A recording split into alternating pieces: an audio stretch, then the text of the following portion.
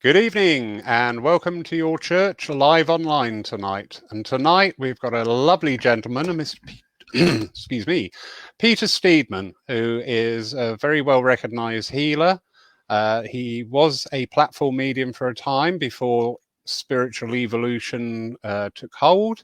But we're delighted to have him tonight presenting an evening dedicated to healing and how Peter works with those healing energies and those who wish to receive it. Peter, good evening, sir. Good evening, Laurie. Thank you for having me on. I've been looking forward to sharing with you and being part of what you're doing. And thank you for everything you're doing and keeping everyone connected, because that is really important in this time that we've been going through. Thank you for those that have come to join us as well, and even those that join us later. Some of you may know me. I've been around for a long time. Someone said that I have a face that seems like it's been lived in, but I'm not quite sure who by. I'm still trying to work that one out. But I started my journey with spirit really probably when I first sat in circle. It was about 36 years ago.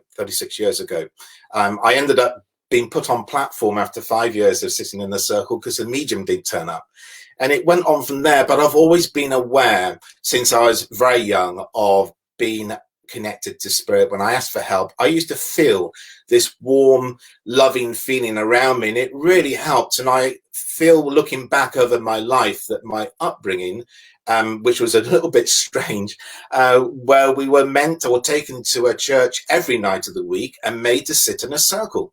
And it was from there really, which I remember at 11 years old, standing up in front of a group of 80 people and terrified really, but asking for my spirit guide to give me something to say. And I remembered vividly, even today, the feeling of just someone hugging me and like electricity running through my body, and the words tumbled out.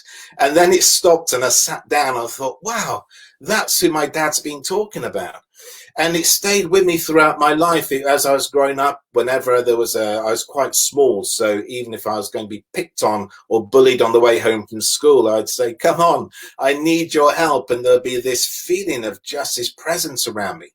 And then it came to the point at 26 when I rebelled a lot, and I got thrown out from the religious sect I was brought up in. And I remember just being surrounded by a pile of boxes, and the two elders saying to me, I'm sorry, Peter, but you are rebelling against our beliefs. We can't have you or be around you anymore. You have to leave your home. Your family won't talk to you now. We won't talk to you. You're on your own, mate.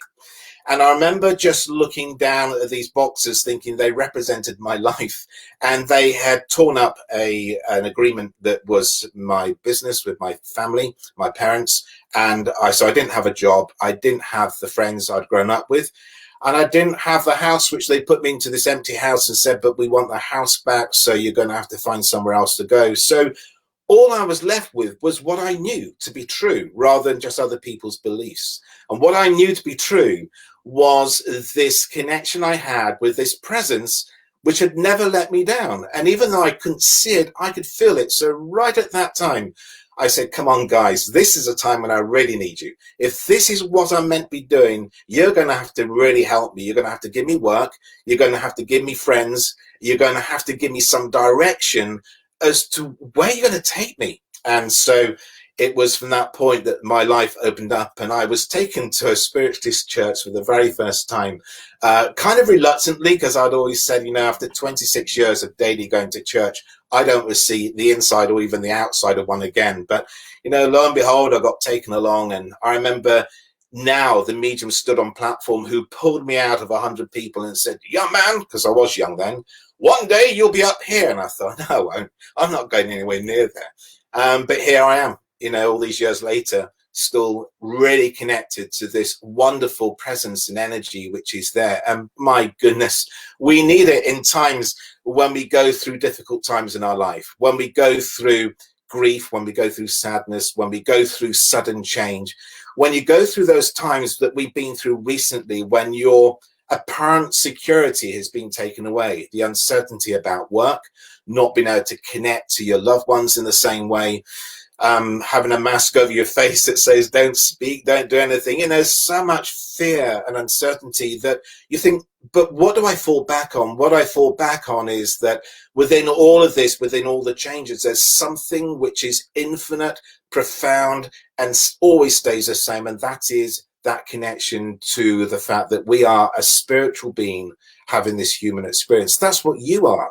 So what I want to share with you is really some of the ways that I work with healing, because healing for me started off, like for many people, was I was speaking to the medium who was teaching me one day, and she was crying on the phone.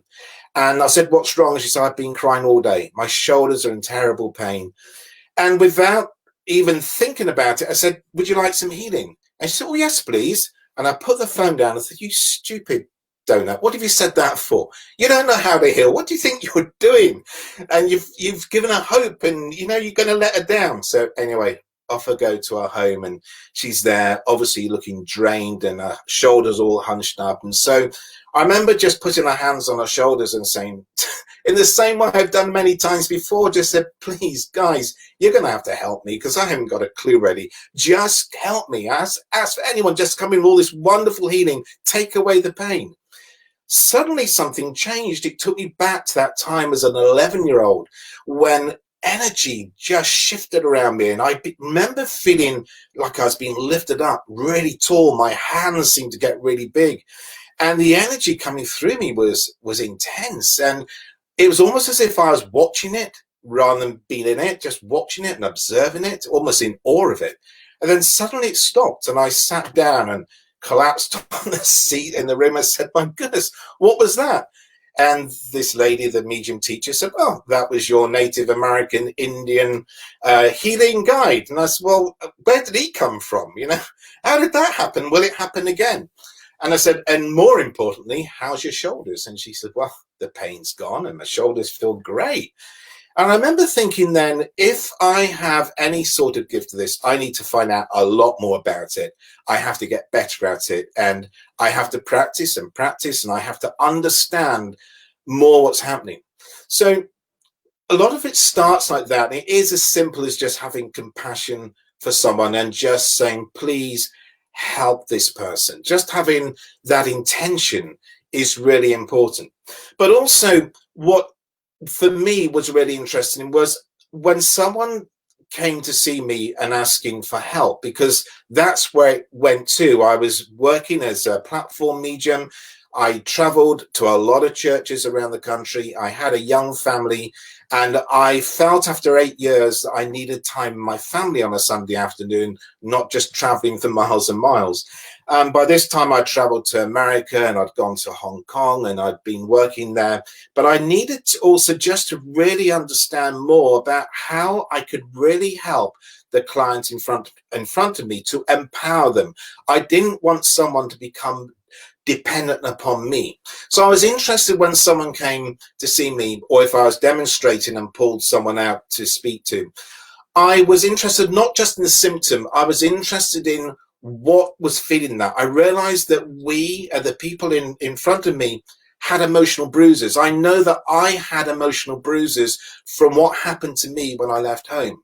What happened when I left home, I remember feeling really sad when I pulled out an old photograph album and I thought about this old life and the people I was missing, and then I would feel injustice, and I'd feel grief and sadness, and I'd feel guilt, and I thought, well, that's my stuff. It's not their stuff. That's the emotional bruise. So I started to learn techniques to remove the emotional bruise. And as I started to learn techniques to do that, I found that I was less triggered by injustice around me, because something in me was becoming more peaceful. And so in all healing, we're trying to bring about a place of peace. When I hear someone saying, "I'm in pieces today," I know that they're fragmented. When someone says, "I'm trying to pull myself together," I know that they are fragmented. When someone says consistently to me, "She makes me feel sick," or "he makes me feel sick," you can guarantee that they're talking to their body and saying to the body, you know, "I have these gut problems," or this nauseous feeling. When they say, "She makes me feel gutted," what are you telling yourself? You know, these phrases and the way we speak to our body is really important. And so a lot of my time in healing is talking to the person's body in a different way, helping that person's body at all levels of consciousness to understand that whatever happened 10 years ago, 20 years ago, or 30 years ago is no longer happening now. It's an emotional bruise. That now we can start to bring about a healing process in whatever way we can to bring about wholeness and peace to the mind and body. So that what happened in the past we learn from. What happens in the past gives us a wisdom. It's not about forgiving everyone. Sometimes we have to forgive ourselves. And I know that one of the biggest things for me in working with healing with others was to heal myself. And I still have to do that every day. And the lesson was it was almost 27 years on, 30 years on, when I had a call from my older brother who hadn't spoken to me in that time before. And he said, your father is dying in hospital in Salisbury. Would you like to see him? And I thought, yes, please, I would. So I went to the Salisbury Hospital. He met me, my brother, and he took me along some corridors, and they had set up bodyguards along the corridor to make sure that no one else would go in. It was just had to be a meeting between myself and my father, who was dying. He was 86, so he had had a good life. And my brother said, your mother's there. And I loved my mum as I loved my dad. And so I know when I was going there, I again asked for help. I said, please, please help me. Bring in all the guys. Bring in the gang. I want the lot. I want the big Native American Indians. I'll have anyone. I just want someone right here with me to help me to able to just express love to my family. When I saw my father, he was very happy, singing away as he'd done all his life, very weak. And I remember just hugging him and kissing him and saying, I love you. Thank you for being a wonderful father, because you taught me to care for people. Then I saw my mother and I said the same to her. And I said, I love you. I'm so proud of you. Thank you for being my mother and teaching me so much. And I genuinely felt that in me. I felt completely at peace. They, however, didn't know what to think. They were expecting me to be angry, upset, or I didn't feel that. And that was important for me, because it meant after my father had passed to spirit, he was actually, I saw more of him after he died than I did before. He was always coming around and making his presence known in circles.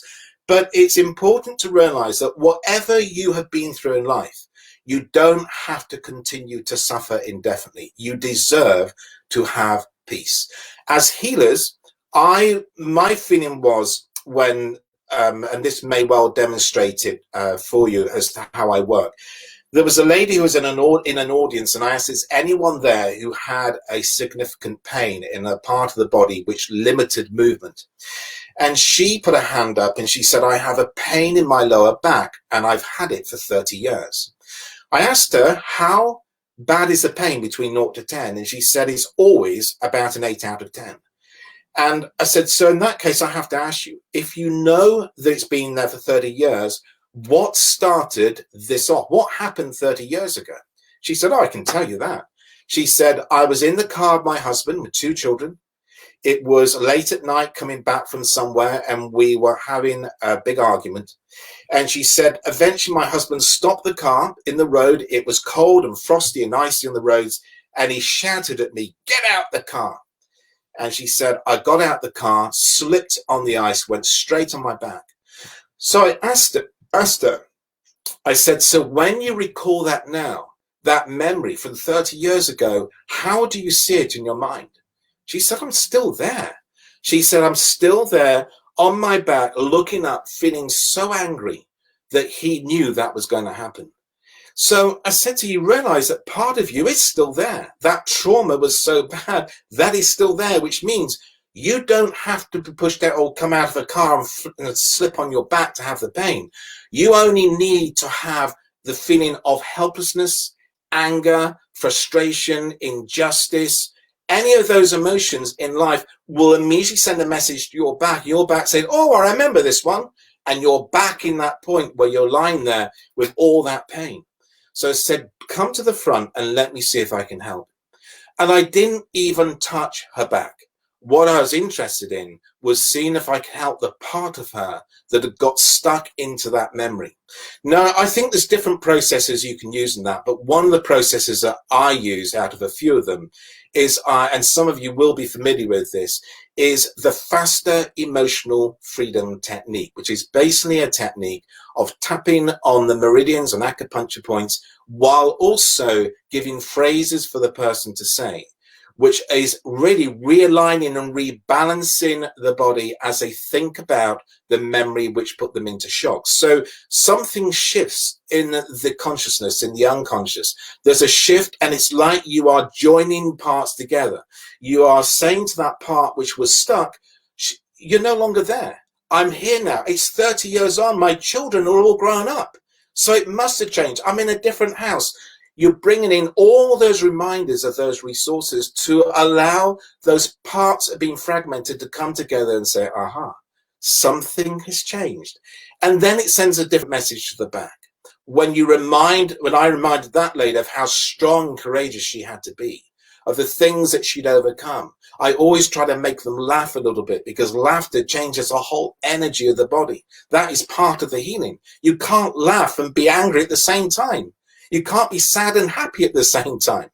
So I use that in my work a lot. But the interesting thing was, after doing this with her, I just said to her, so now how's your back feeling? And she said, I can't feel any pain apart from maybe a 1 out of 10. I said, well, just move it around carefully and see how it feels. She said, well, it feels so much better. It's just, I can still move it. It doesn't feel tight. I said, how about the memory? When you try to remember the memory, she said, I can't. I have no emotional attachment anymore.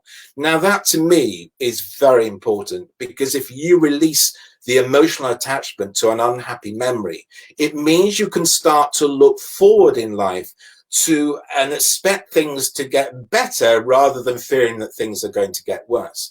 How many times do we look down wondering what we're going to fall over instead of looking up and seeing where we're going?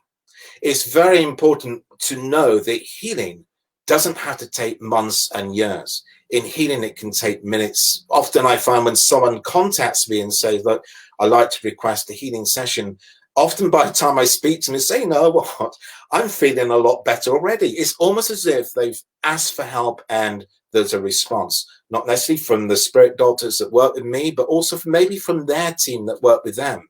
Maybe it's because they're asking for help.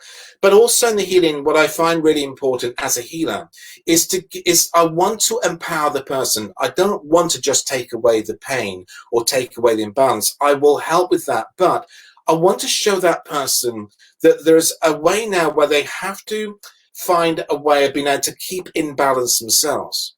So one of the things I talk about in my healing work a lot at every session is I'll talk about a healing reference point. So what I mean by this, and this is just ways which my guides and teachers have helped me really and develop this way of working. So I feel that if you've been in a place of imbalance for a long time, say you've been in a position where you were struggling to walk, or you had back pain, and suddenly it's gone. And then you find, well, what do I do now? I don't even know where to go, what to do. And then the body can start to slip back to how it was before. I feel that if you wake up in the morning and you say to your body or your mind, you just say, you know what, today's going to be a good day. If your body could speak back to you, it could probably say to you, what do you mean a good day? What is a good day?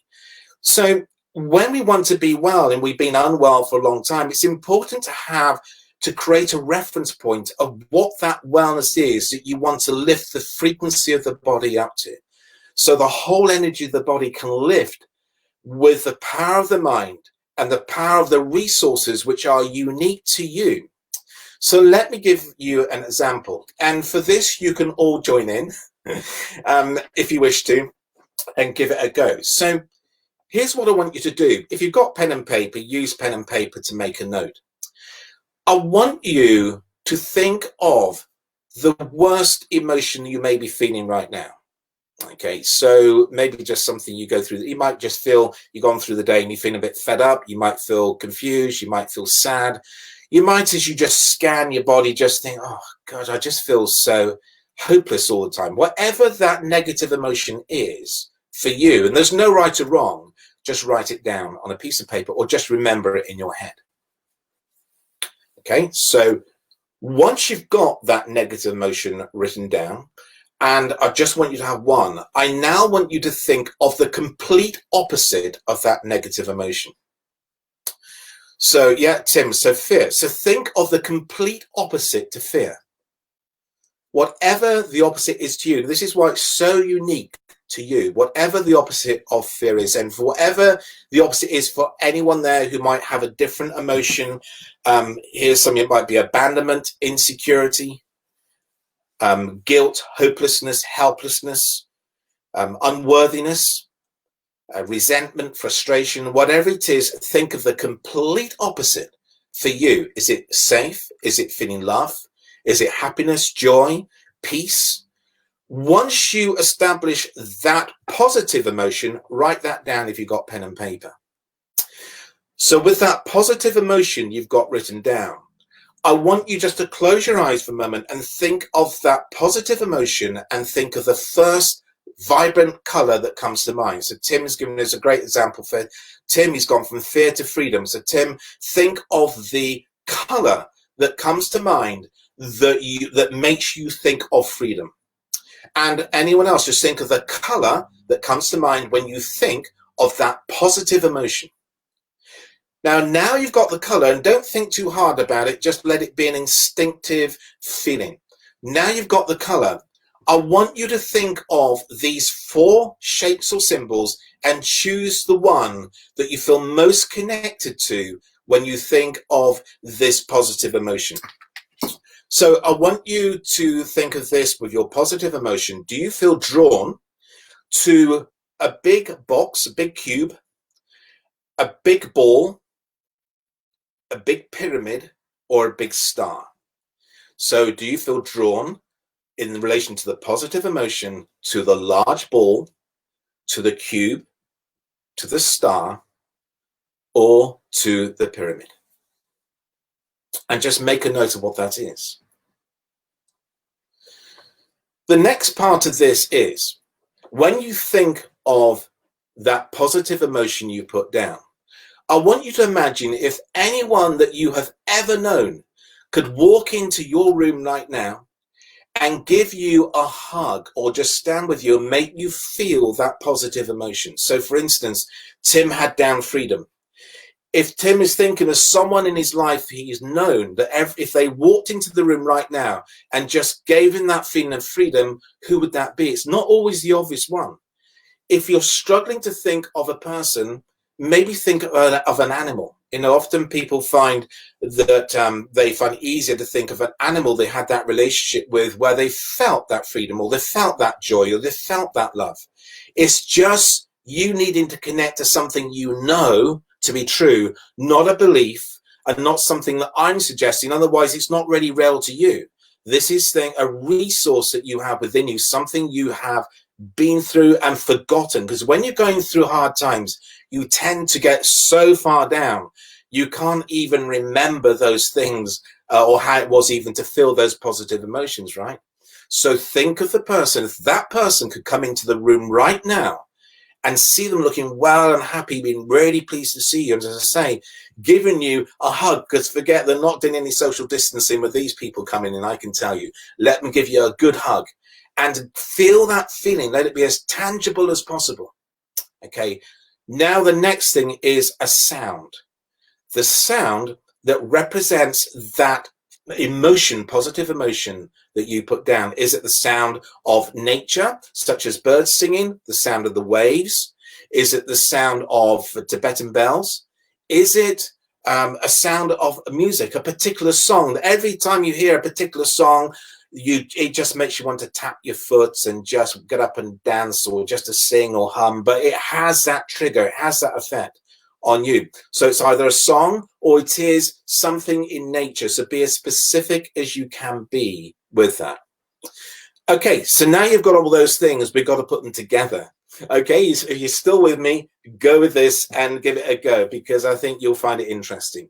So I want you to close your eyes. And as you close your eyes, just take a nice big breath. So you're breathing in through the nose, noticing the coolness of the air on the nostrils. And then just feel yourself breathing out and just giving yourself permission to relax and heal right now. Now, I want you to imagine yourself inside that symbol you've chosen, but in the color that you have also chosen as well, representing that positive emotion. So it could be a yellow ball, it might be a pink pyramid, whatever it is for you, completely unique, but it's what you've intuitively been drawn to.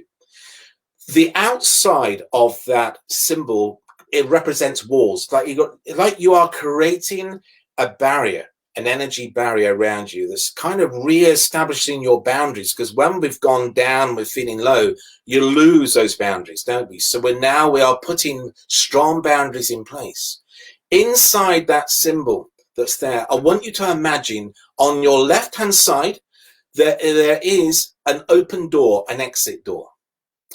Now imagine that you can visualize all the people that make you feel frustrated, upset, sad, tired, angry, whoever they are, even if it's people from the past, see them walking out of your symbol, your space, out through the open door. Even if it's family members, just let them go. Get your space back. Imagine that they're just taking their dramas and their stories with them. All right, you can still love them, they can still be part of the family, but let their energies go. Because you're healers, because you're sensitive, then you'll find that you are soaking up all this stuff like a sponge at times and wonder why you feel tired and drained.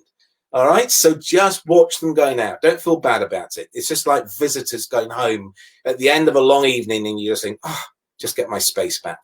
That's the feeling. You let them all go.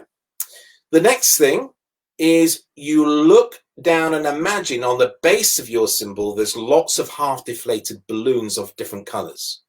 Each half-deflated balloon holds an old emotion from the past. Those emotions can be the guilt, the grief, confusion, sadness. We're not interested in the stories around them. It's not important. But what you can just do is notice them. Then imagine that there's a great big commercial vacuum cleaner being rolled up to the open door. It's switched on and all these old balloons and energies and old emotions are being taken away, being sucked out. So your space becomes completely clear. And when it's completely clear, and make sure it is clear, just go around with a sweeping brush if you want and just make sure you give an extra shove to anyone that's hanging around. Get them out that door. You then close that door on your left and lock it and bolt it. So you're now in control. So now you can really enjoy this color, which represents that positive energy, emotion that you've chosen. Because it's impossible to be in two opposite emotions at the same time. So imagine now you are breathing in that positive emotion like a gentle mist with that color you've created. So it might be a green mist of joy. It might be a yellow mist of love, whatever it is, just go with it. Imagine you're breathing it into your lungs. And as you breathe out, you're like releasing this energy like whispers of smoke going upwards, all the old stuff, just going the leftover bits. Now each fresh breath brings another fresh color and another amount of that beautiful energy that not only fills your lungs, but it now fills your heart space. And for every heartbeat now, your heart can now send this beautiful color with that emotion, the positive emotion, through the arteries, through the veins, taking that positive emotion to every cell of your body, taking it to every muscle, every ligament, every old joint that's been aching. It just brings this positive emotion that says, I'm here, I'm back now. Going to the very extremities of the body, to your feet, your toes, your fingers, your hands, until you can feel this wonderful energy all around you and flowing through the body, getting stronger and stronger until every cell of your body is glowing with this beautiful color and this beautiful emotion which you resonate with. And then now imagine to your right-hand side in your big symbol you've created, there is another door illuminated with light. And as that door opens and the light behind it, you see that person or that animal which connects to that emotion you've chosen. And you invite them in. If it's a person, you just give them a hug and just remember that feeling, which has always been there because it's part of your truth. And so it can never be taken away from you. That positive, loving, joyful freedom, that encouragement that person would give you, that feeling from that animal that will always be there. Just now tap into it, feel it again tangibly, let it grow. And whilst you're there in that space, I now want you to hear the sound that you chose. So if it's birds, all the birds are now gathering round singing to you. If it's bells, then the bells are playing. If it's music, hear the music and feel yourself.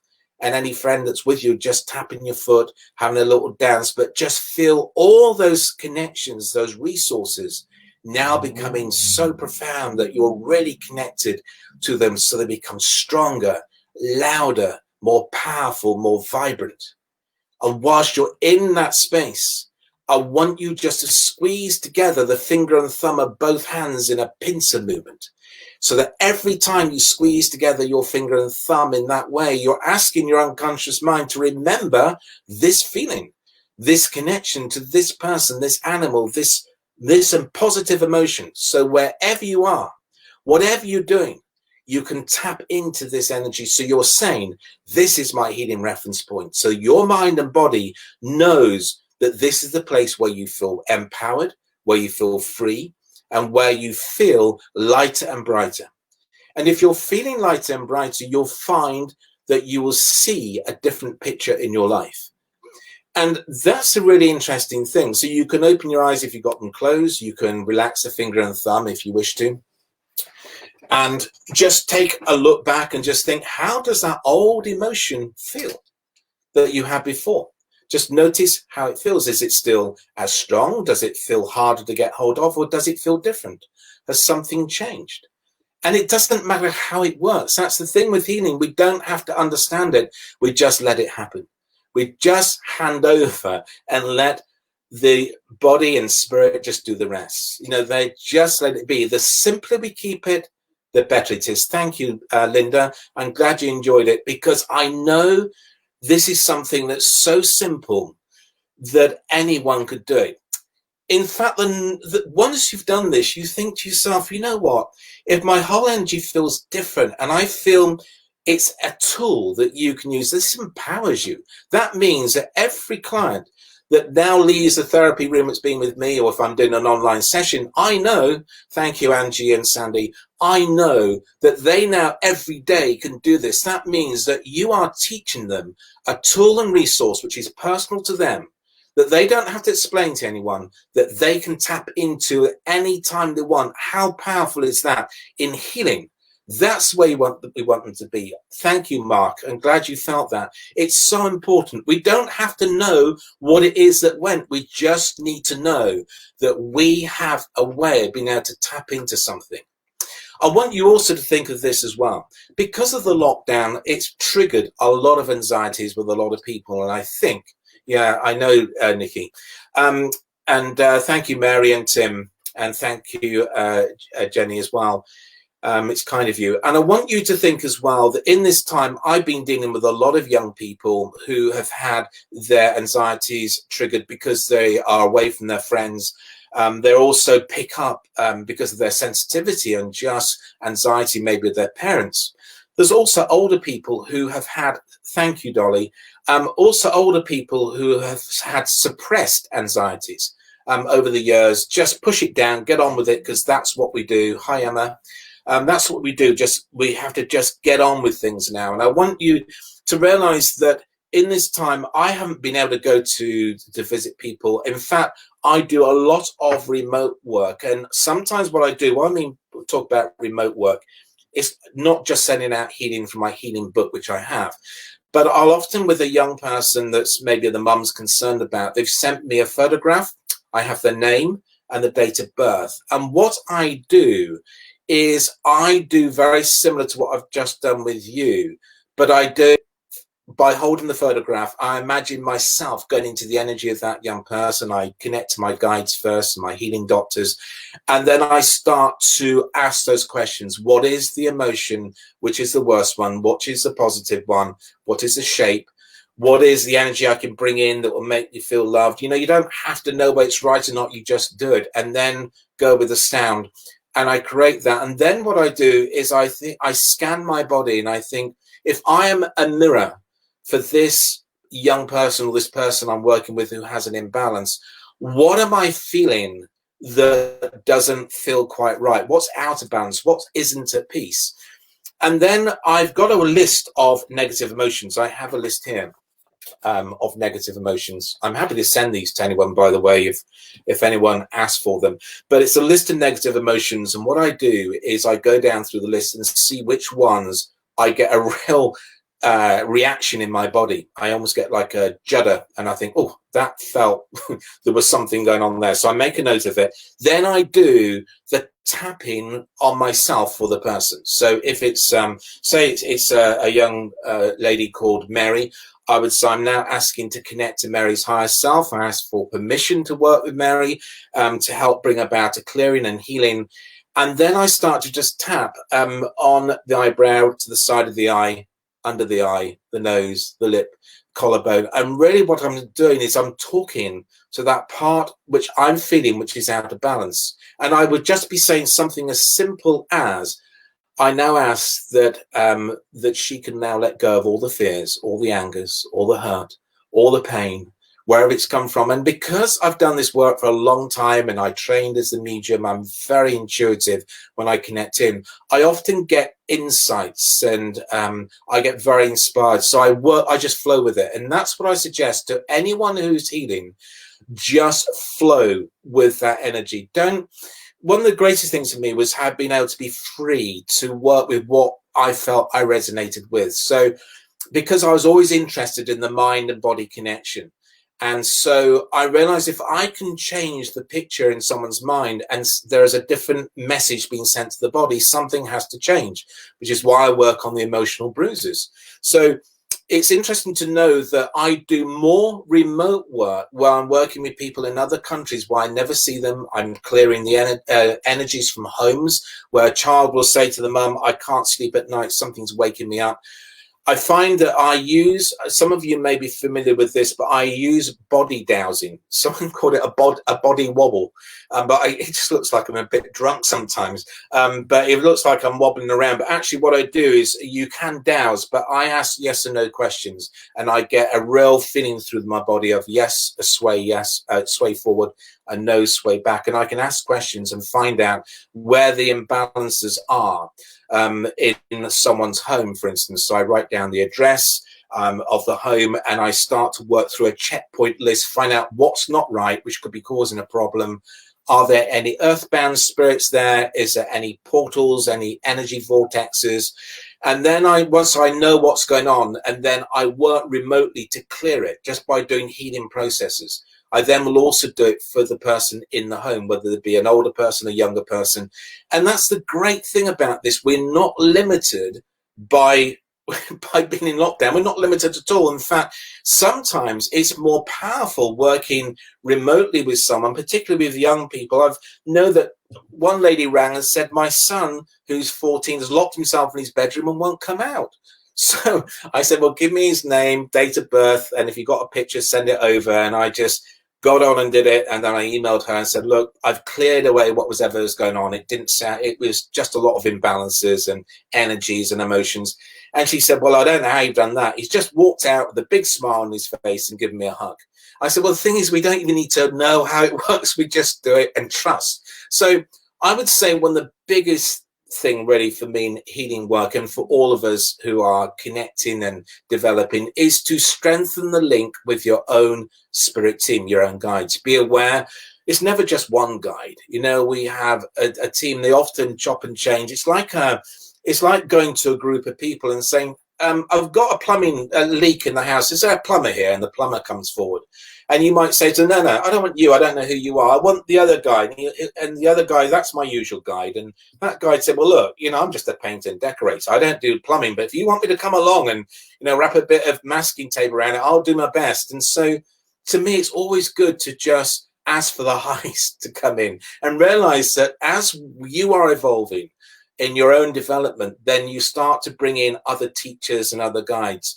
I learned from lots of different teachers in my spiritual development. I learned from my clients. I really learned a lot when I started to teach, because I had to really think about why I was doing what I was doing. And even though I felt I didn't know much, I had to think, how can I help this person to really get it, to understand that, because I wanted people to be free, because that resonated in me, coming out from my background of belief systems and being told what I couldn't do and being so separate from the outside world.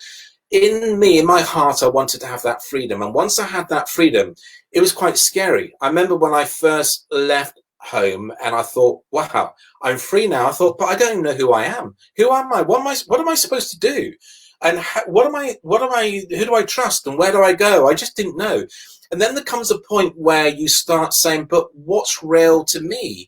And to know it's okay to change your mind as your experiences come to you. So you may say, well, 5 years ago, I really, really resonated with crystals. And then as time goes on, I really, really resonate with tapping techniques or trauma processing techniques.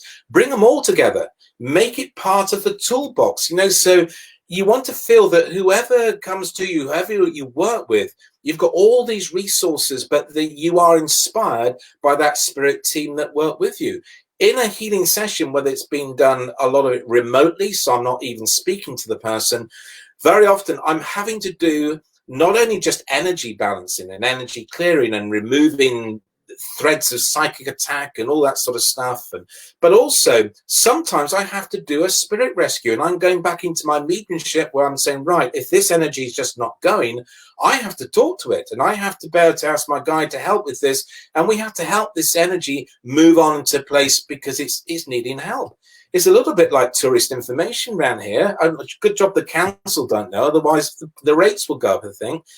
So it keeps us busy, but you use all the resources you've got. There is no limit. If you have, as a lot of you have, probably children who live away from you. It doesn't matter if they're in another country. I've had children that live away in uni, and sometimes they've rung up and they said, oh, Dad, can you help with my girlfriend? She's having an anxiety attack, or can you help me? And it's difficult to talk. I just say, right, just hang on, put the phone down a minute, and I'll just do some work, and I'll do a little bit of clearing, and I will see if it's all, what's going on. And it's just to know as a parent that you can reach to your loved ones. And if they ask for help, you can give them suggestions to help. But we have to be aware of the balance. So we have to monitor and value the gift you've got. Don't let yourself be on call. The journey that we come into life is amazing. So we are we come into this life, this little soul in the womb, and there's that point where you're probably thinking, I'm sure I went through this because they had a problem getting me out. I probably thought, no way, I'm not doing this anymore. I've changed my mind. Sorry, guys, can you take me back? And, they were determined to get me here. Then at 6, I almost died. So I'd obviously had second thoughts again, but they wouldn't let me go then. So I'm sure that a lot of us, we come here, and what we're doing is we just need to feel we have a purpose. We need to feel that we are loved, that we are accepted, because often you feel different. I was made to feel different when I was young, but also I think sometimes when you are sensitive, you want to be outdoors, you want to be in nature. You may find it hard to study and to be shut in an office. You want to be creative, right? Because when you are creative, you are inspired. When you sing, when you dance, you're inspired, and inspired means being in spirit. And for many people I meet, they're not in touch with in spirit because I'm far too busy looking after everyone else. Do something in your life to inspire you.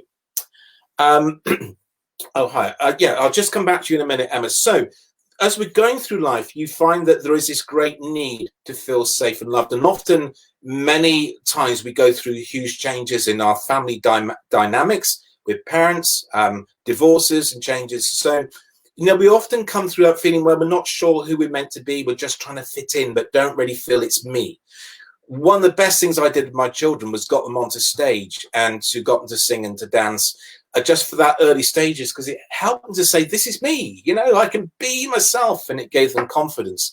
So I think that's important, to be able to find a way of expressing yourself, but also to know too that because of that need to help and to have a purpose and to feel needed, when you start to feel that you have any spiritual gift, whether it be healing or finding you have some intuitive things come to you, be very aware of the people that say, oh, by the way, in the middle of a conversation, have you got a message for me? You know, is my dad coming through?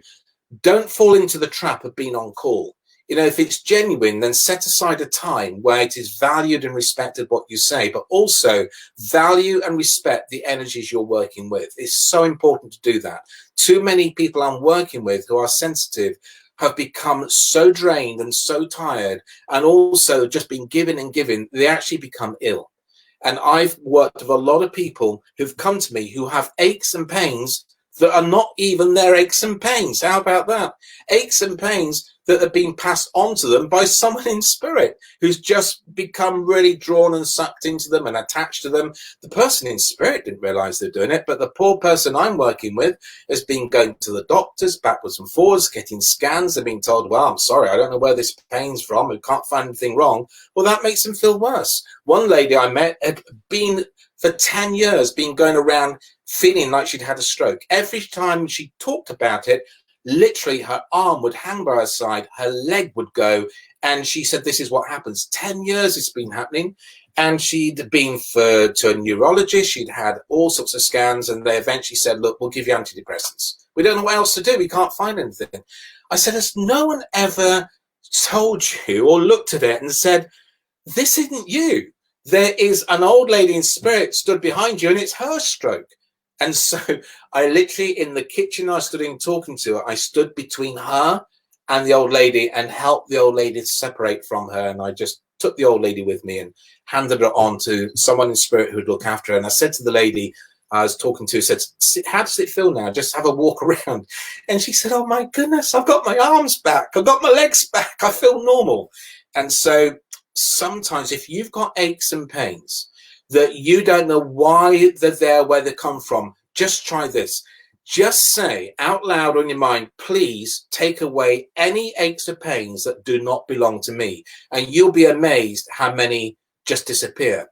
If you're doing a session, you come off a phone for someone who's maybe a friend, but they're just very tiring, they're very negative, and you feel quite drained. If you've been doing something where you just feel heavy afterwards, I'm sensitive, so sensitive that if I'm tired and I read an email of someone saying, please, can you help me? And by the time I read it, in 5 minutes, it feels like I have a weight on my shoulders. So what I tend to do now is, if I feel that, and I suggest you do it as well, just go through to the bathroom, put the running water on the taps and put your hands in the water. And as you hold your hands in the water, just say, please take away any negative emotions or energies which do not belong to me, and disperse it in nature, because water is a great conductor. And my spirit guides and doctors told me this. I was in Hong Kong some years ago. I went there as a psychic surgeon. And I had always been used to, if there was any energies around me, to go out in the garden, go to a tree, ask the tree to take away anything that was there. Well, in Hong Kong, where I was working in this new age shop, there was no trees, but every room had a little wash hand basin. So this was the information given to me, and my goodness, did I need it, because I was dealing with a lot of very old energies. And so, yeah, so thank you, Angie. It's so important. It's so simple. And this is what I teach in the groups. I've been teaching groups now for over 30 years. And for me, it's important to share, isn't it? Because there's no point learning all this. There's no point having a gift if you don't share it. It's not a gift if you don't share it. In my opinion, I feel we should share these things that work, things that are simple. So go into the wash hand basin, have your hands there, just ask for anything to be taken away. Now, what I actually feel like my aura kind of is like a shuddering. It's like a shuddering. You go, and it just becomes still. It's like something is just being released, and then it becomes completely peaceful. Then you just get on with whatever you're doing in the day. It's gone. So the simpler you can keep it, the more profound it is, and the more wonderful it is. Then it's another tool for you, which means you become less affected. Yes, I do, Angie. I do online training. I got a couple of online development groups, and I also do one-to-one help as well. So it's really important just to know these things and to share it, because we get caught out, and we've got to realize we're human, we're not machines. It's okay to say no, not right now. Don't feel bullied or pressured into performing. When I was quite a few years ago actually, I was part of the football team, and they used to wonder why I didn't go to training on a Thursday night. Well, at the time I was doing a healing course. Anyway, I had to let it out a little bit, and they're really interested. So they used to take the mick a little bit, and of course what I did is took the mick back. But I said, if you're really serious, just come and talk to me one-to-one. And that's the thing, I wouldn't be drawn into people who didn't really want to hear, or just wanted to take the mick. You don't have to justify yourself. You don't have to share it with everyone. You know, some people just don't get it, and some people don't understand it. And I remember one of my friends thought when I first started that I might have to be put into a mental home. He couldn't work out what was going on. But just stay grounded. Just stay grounded. I wanted to be normal. I wanted to be a normal dad when I was doing this, and I want to make sure what we're doing has credibility and integrity. And I want people to make a choice. I want you to follow your instincts, follow your flow. And going under waterfall is brilliant as well, Mary. There's another thing I've been doing recently, which has been really powerful. So I've got affirmations. I've got all sorts of things. I've got a room full of stuff here. And so when I start off the session, I always do an affirmation, and based on that affirmation, it's one which I'm happy to share, by the way. So with the affirmation, I'm basically asking for balancing, grounding, and protection to be done with guidance from the person's soul.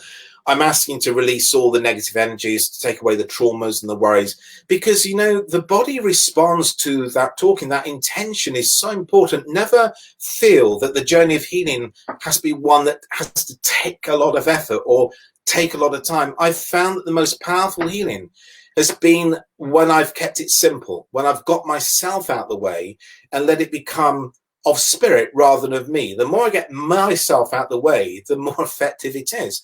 And but never also feel too, you'll get different influences when you're healing. Even if you're meditating and asking for healing, why don't you in your own home set up almost like a little sanctuary in the home where you can connect to spirit, to your guides, where you can meditate, where you can have a little healing book. I have a healing book, and I'm not talking about just any notepad. You want to get a special book. It's not used for writing down shopping lists. And in that book, it's got lots of names. Every time we get together in an online group, I get the names of people who need some healing, and then I have a healing part in there. So have a book you use as a healing book.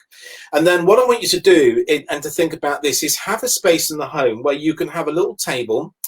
You could have a candle. You can have anything that really you resonate, which makes you think of spiritual things. So you can have a few nice crystals. I have some around me here.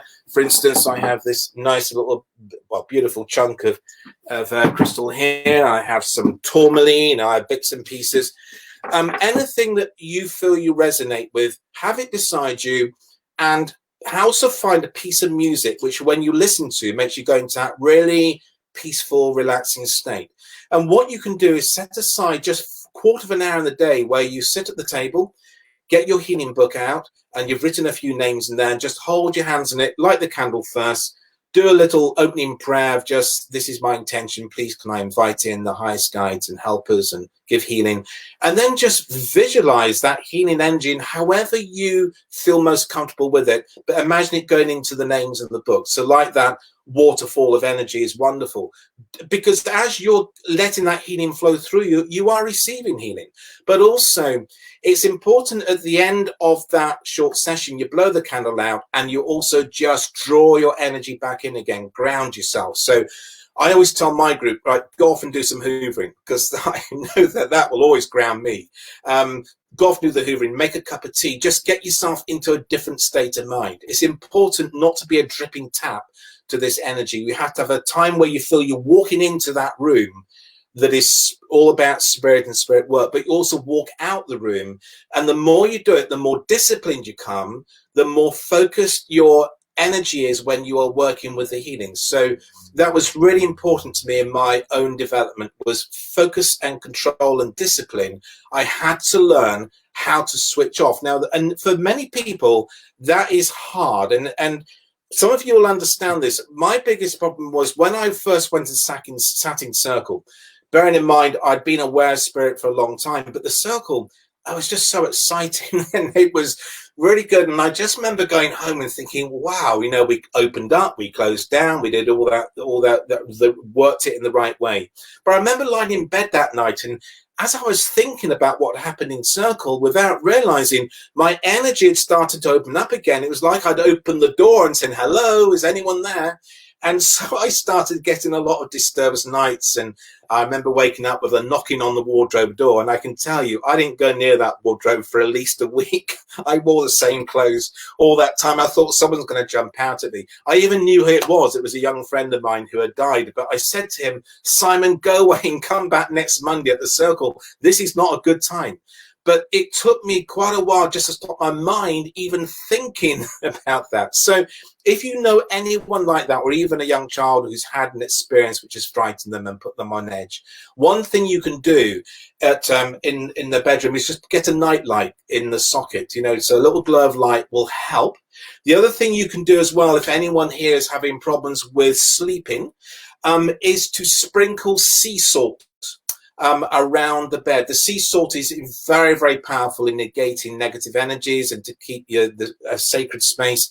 It's used a lot in energy work. Certainly if I go to houses where there are energies going on, I have to do some clearing. One of the things after smudging, which is burning the white sage, I will then sprinkle sea salt on every windowsill and every doorstep, and also bees pollen. So bees pollen represents harmony and balance. So you can get it from the health food store. It lasts for ages. Again, what you're setting out a very clear intention of this: clear out all the rubbish, all the squatters. You're not meant to be here. And this is our boundaries. This is my space now. And even when I do that remotely, and I'm doing it with houses in the other side of the world somewhere, it's amazing how the person will get back to me and say, it feels so peaceful. And that's what it should feel like. Every room should feel peaceful. But also, going back to just being able to sleep well, I think often when we're going through traumatic times and anxious times at night time, when we start to go off into sleep, we often leave the body and we astral travel. And so we've got to be aware of that feeling. I used to get it often where I would feel like I've just been dropped from above the bed. And I go, and I realized that afterwards that was my spirit returning to my physical body. And maybe I was being given healing at the time. I didn't always remember what had happened, but just be aware that if that's happening a lot, you'll wake up very tired, because actually you're probably finding that you're working through the night and healing, and then you're waking up in the morning feeling drained, like you haven't had a good sleep at all. So one thing you can do that I find helps is to use your healing book for 5 minutes before going to sleep. So it's almost a release of that buildup of energy that I have to heal, or I have to be doing something. And then when you close the book, close down, you then find when you go to sleep, your mind and body has got that message that this is your sleep time. Okay, so that's really important as well. So you can give that a try. So let me just see if there's anything else. We're coming now to that time there. And yeah, so Lynn, for yourself, the emotional vampire. I think the thing to do if with that friend is to shorten the time you're with her.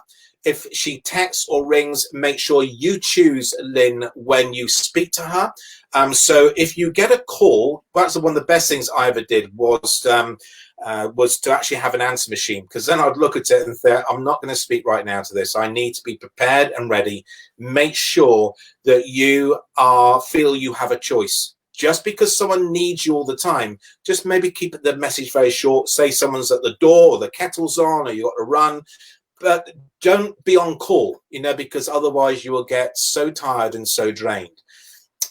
So yes, Lorne Reynolds, do we leave our bodies when we go to sleep? Not all the time, but a lot of the time, particularly when I think there's times when we need to. I know that in times like this we've been going through, when there's been a lot of anxiety and uncertainty, I think there's times when we leave our body and we actually go up to our soul group and to our guides and we say, look, what's going on? You know, help me with this. What do I do? And I think one thing you can utilize with that, if you have a query on your mind of something that's worrying you in life, why don't you, before going to sleep, write it down on a notepad beside your bed? So you write that note, you're creating that intention, setting out the question, and then when you wake up in the morning, see, when you read the question, if there is a knowing or a feeling about direction with that.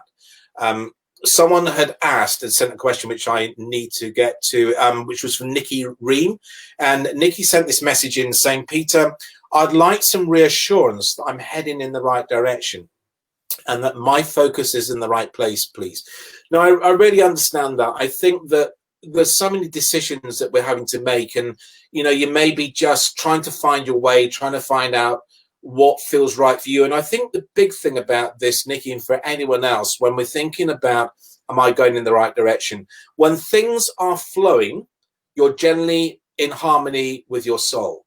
When things are continual blocks, then really you have to ask yourself, is this the right thing for me? Why am I going in this direction? It's important to feel that when you're going in a different going in a direction in life, think to yourself, is this giving me more peace, or is it going to make my life give me more conflict? Because your soul only wants you to have peace in your life. So whenever you have a choice, choose a choice which is going to give you more peace, even though it's maybe difficult for you to do that. But that's what your soul wants.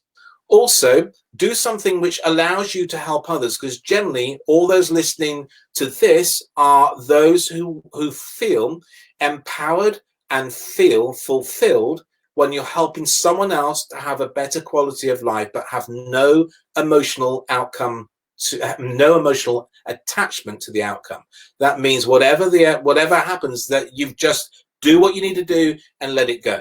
That means if people come for healing from me, I give them the resources. I will say, I want you to listen to this meditation. I'll record this for you. What they do with it is up to them. I have to step back from that and I will help them, but also they have to help themselves. That's where the greatest healing comes from. So, Nikki, my advice is to think about where you're going. Does it make you feel lighter? Do you feel a warmth in your heart? Do you feel inspired? Do you feel that it allows you to express yourself? And is it flowing? And if there is a problem, that doesn't mean to say it's wrong. Just maybe you have to look at another door which may open. Don't feel stuck. There's always a way. Sometimes in our journey, we have to do things in a different way. Don't get stuck doing the same thing all the time. It's a little bit like Laurie and myself. Because of what's happened with the lockdown, we had to learn how to get used to being online. We had to get used to doing sessions online. And it's been for many older people a big challenge when they've been scared of technology, but the love of their grandchildren helped them to overcome the fear. Now they just wouldn't be without it if that's the way to connect. So I think don't be put off by something that's different. Allow yourself to be creative, but also think about, don't just stay doing the same old thing you've always done. Otherwise, you'll just feel stuck and stagnant. Allow yourself to learn something new, but don't get caught up in long courses. You don't need to do long courses. There's also lots of things you can learn online for free in relation to healing work as well.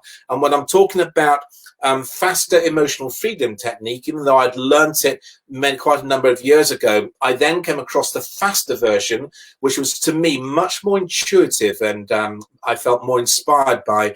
I went onto the guy's site, and I will happy to send the link to anyone because it's on YouTube. The guy is called Robert Smith.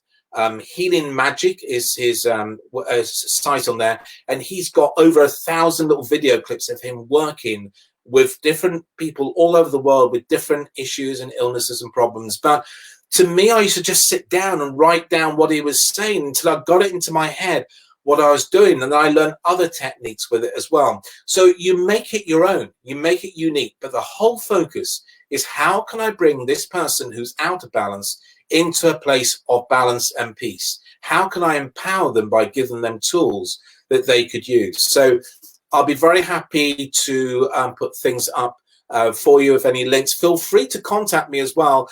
I've got a YouTube channel as well. As I've been doing some interviews recently, because one of the things I've been really inspired by all my life is when I hear a true story when someone said about this amazing spiritual experience that was so profound, it changed their whole life. It's like something they just knew, that something and someone was looking after them.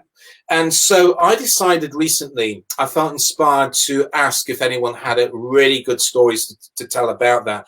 And there has been some beautiful souls that have come on, and I've worked with them. I've had to change the way that I interview because, as you can tell, I'm not short of a few words. So I have to stop saying and and nodding away. I just kept thinking, oh, more editing, edit it out. But the last one we did was probably the one that flowed the most, which is on my YouTube site, of a lady called Evie, and she had some amazing physical experiences of her life being saved by what she termed as a guardian angel. And so I love things like that. I think, no one can say it didn't happen. That's a great thing. Whatever they believe, it happened and it was real to them. So I hope you've found this interesting. I've tried to cover a lot of things, and there's loads more I could share. But I just want you to be inspired, and I want you to feel that whatever you are working towards, whatever you're doing, however long you've been doing it for, however you feel you're at the beginning of your journey, just go for it. Do it and enjoy it. Be yourself, follow your heart, and make sure that you are asking your highest guides to come and to help you and to work with you, because that will always be the resource that I work with at all times. In fact, before I leave, I will show you a picture of one of the guys. Here he is, a little Chinaman. He, I now realize, was the gentleman or energy with me at 11, but I didn't know it was him. It was actually a long time after that, when I was teaching and I was getting everyone in the group to look at each other's auras, and they were all looking at me. And I said, "What are you looking at me for?" They said, "Well, you changed. Your face is different." And I was clean shaven then. I said, "What do you mean I'm different?" "Well, you've gone Chinese. You've got a mustache and your eyebrows are different." And so I thought, oh, I don't know. They're all just saying that. And I was due to go to Canada to work. And I was staying with a lady and a husband, and who actually brought a spiritualist movement into Canada and on Vancouver Island. And so the husband was Chinese, and I was doing a workshop over there, and he came in at the end, and I was doing some work with transfiguration and whatnot. And I said to him, "Did you see anything over me?" He said, "Well, of course I did." I said, "Well, who did you see?" "Well, I saw your Mandarin, your Chinese man with you." So when he came through, people were saying, "What's his name?" I couldn't speak Chinese, so he is known worldwide as Ping Pong. So it keeps him sweet, and he needs a sense of humor because he's working with me. But I have there's lots that come in to help. I'm just open to guides and helpers come in whatever the need is. But what I will say, with the connection I have with the Chinaman, is that he is always the first to come and the last to leave. He looks after my energy system in relation to whoever I'm working with, and often he is just there bringing people in to help me rather than doing all the work himself. So just be open to that. Always acknowledge that sense of when a guide is with you. Always tell them what you're feeling, and if you want to, ask them to make it stronger. If they come too close, ask them to take a step back, because that is about developing the relationship. So there is an understanding and acceptance and respect, and you feel that you're in control, not something trying to control you. And if you do that, all your work will just get stronger and brighter and more empowered. And just go for it. You all deserve that, and I hope you really enjoy the things we've been speaking about. And thank you, Laurie, as well for that. I'm gobsmacked. Absolutely. You've covered so many topics tonight. It's unreal. Absolutely brilliant. And having a meditation with it as well. I was well away. I was sliding down the seat here. I was off. Made it easy for you, Laurie, because you didn't have to do anything, did you? I can just say Mark Evans has said I get hot circles in the palms of my hand. Yeah, so I'll just say that, Mark, normally the hot circles in energy in the hands is to do with the healing energy that you're getting, which normally means you're around someone who needs healing. But what you can do, if it's appropriate and you're comfortable with the person or animal, why not just try putting your hands in the spot where maybe they've got discomfort? If it's inappropriate, ask the guide to step back and send them a healing. Imagine that person is that you're putting your hands and giving them the healing. So that is just as powerful sometimes as just the actual touch with it as well. Just never feel you can't do anything, but also acknowledge that energy, because that's often your guide trying to get your attention, and they're saying, can you feel us, Mark? Do you know we're here? And when you acknowledge it, then you start to recognize when they're stepping in, and it gives you great comfort and reassurance when you feel someone else stepping in with you and know it's not just you.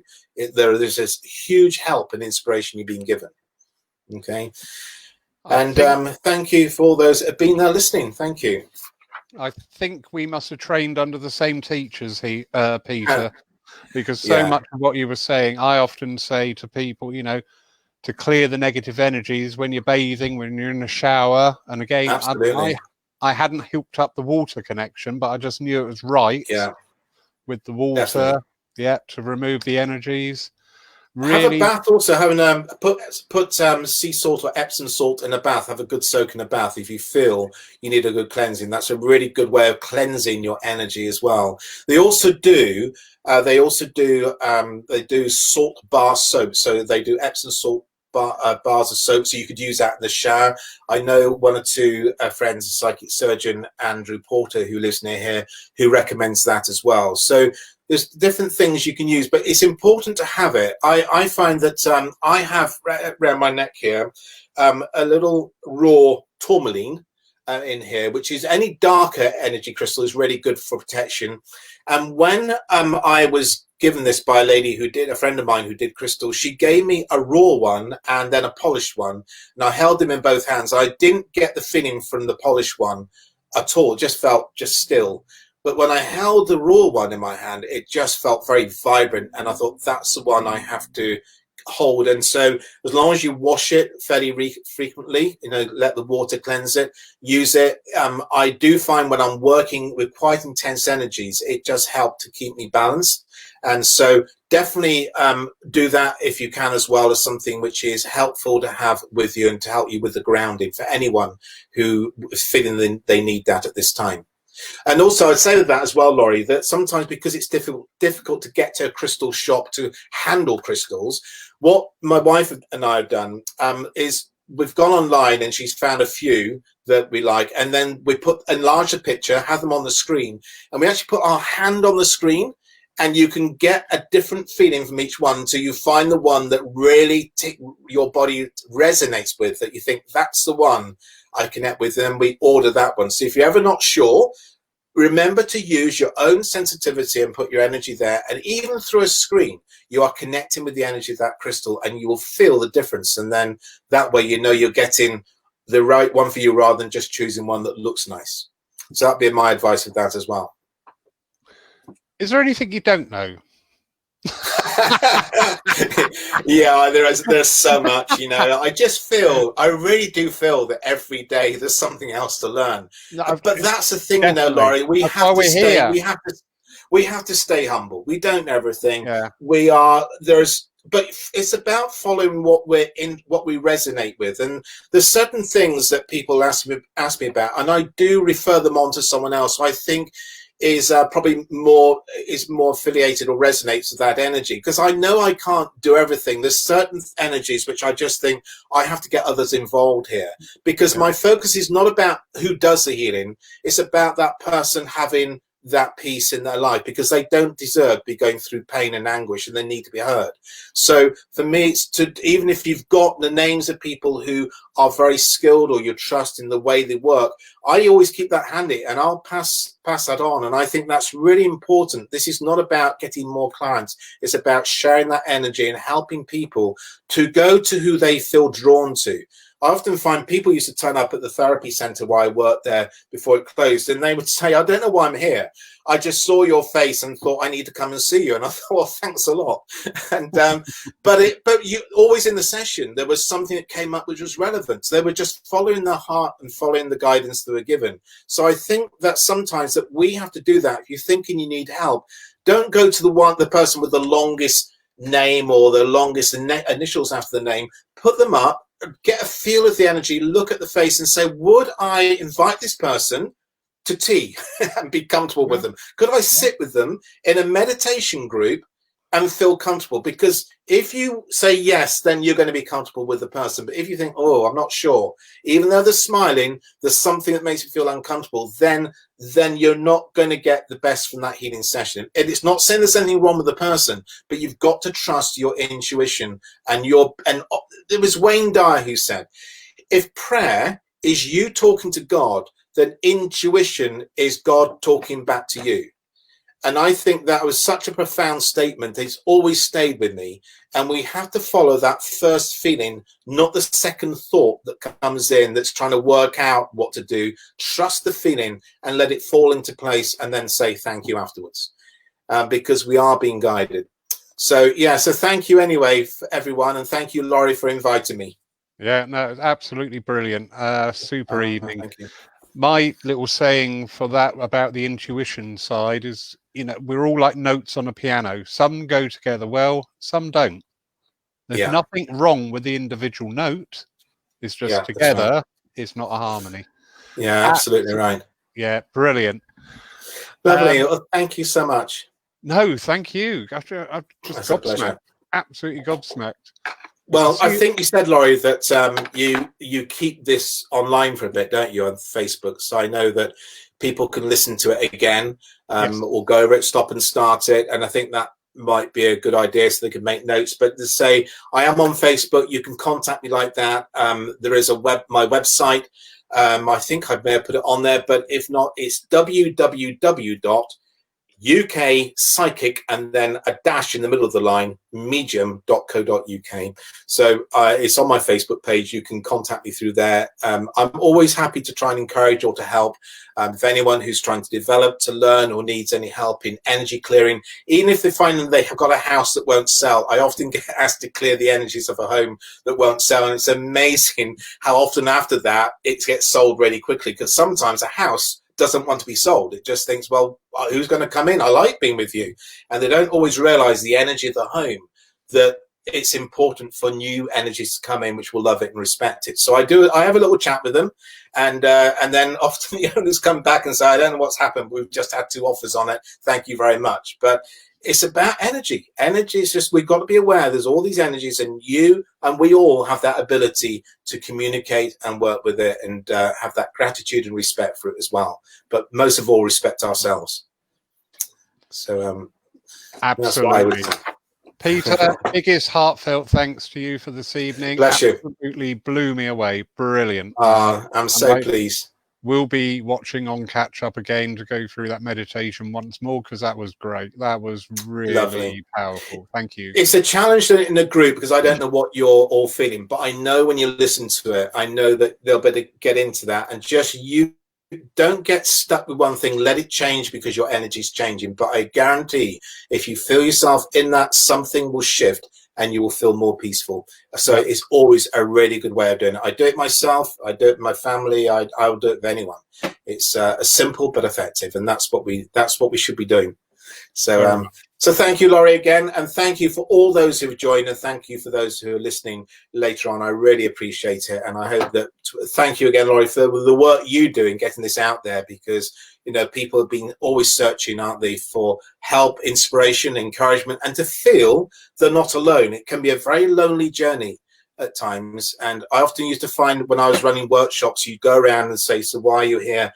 But there were certain people just be sobbing. And I said, why are you crying? It said, just because I now know that I'm not the only one who's been feeling all this stuff, that there are others here who get me, understand me. They say it's just a relief. It's like a load is lifted off my shoulders. So when you bring people together like this, it's like people are listening without commitment, and they can absorb what they're comfortable with, and they can begin to realize they're not alone. And that's very, very healing, just to have that. Indeed. Indeed. Peter, awesome. Awesome night. Thank you so much. Thank you very much. And we'll see you all again very soon. Definitely. You're not getting away that easy.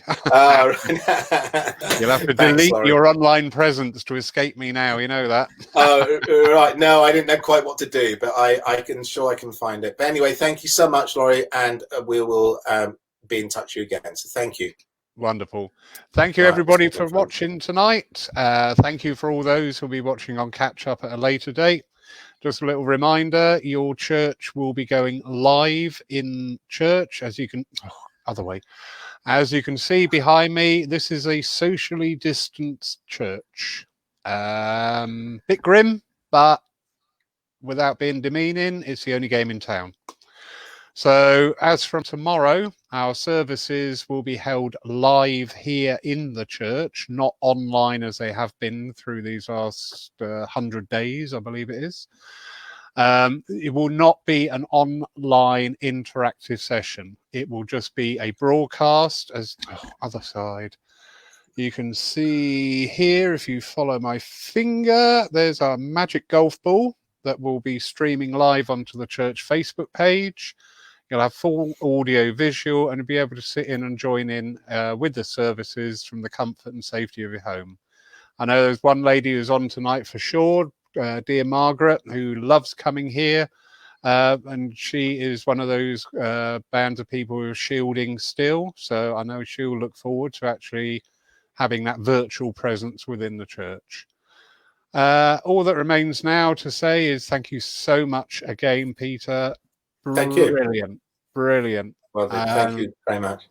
Thank you, everybody, and good night. Have a wonderful, sleepful, restful night, and look at tomorrow as a start of yet another new part of your life. And look forward to it. Don't fear it.